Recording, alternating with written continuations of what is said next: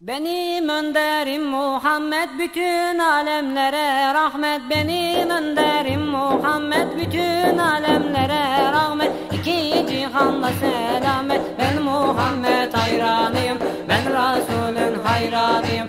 Ben Muhammed hayranıyım, ben Resulün hayranıyım.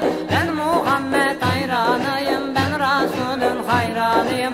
Ben Resulün hayranıyım.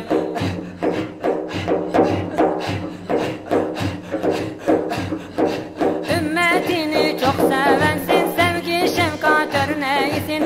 Ümmetini çok sevensin, sevgi şefkat örneğisin. Sen Muhammed'in eminsin, ben Muhammed hayranıyım. Ben Resulün hayranıyım.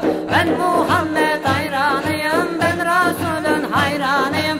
Ben Muhammed hayranıyım, ben Resulün hayranıyım. Ben Resulün hayranıyım.